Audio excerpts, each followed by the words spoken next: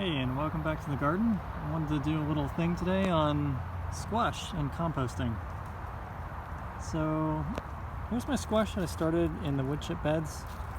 See, they don't look that great. They're really short. Leaves are pretty small. Some of the leaves are yellow, although these are, I think, the baby leaves.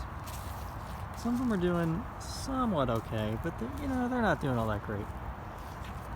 So a couple weeks ago I had like the dog found a squirrel that was dead, and I think probably like one of the roaming cats killed it.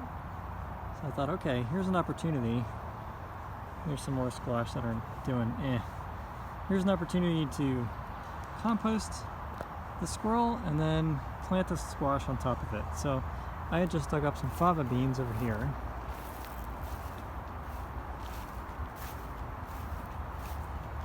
Check out the difference. Wow. Leaves are bigger. This was started just like I think 2 weeks ago.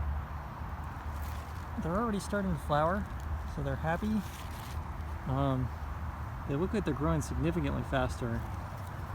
And yeah, this technique is what David the Good calls a melon pit, where you kind of like dig down about a foot or two, probably 2 feet, and then bury a bunch of stuff under there that is questionable, like bones or meat or dairy or like anything that you wouldn't really put in the compost because it's gross, and then put the dirt back on top of it, and then put your seeds right at the top.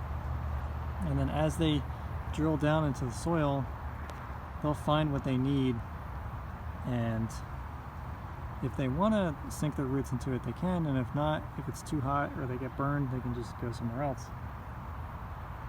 Here's a similar setup where I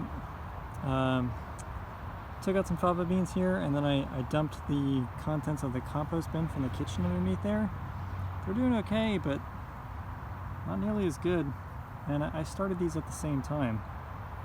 So quite a big difference it makes with nitrogen. Yeah, squash are definitely like a nutrient hungry crop, and they love nitrogen. So there you go. Take the opportunities to compost your enemies.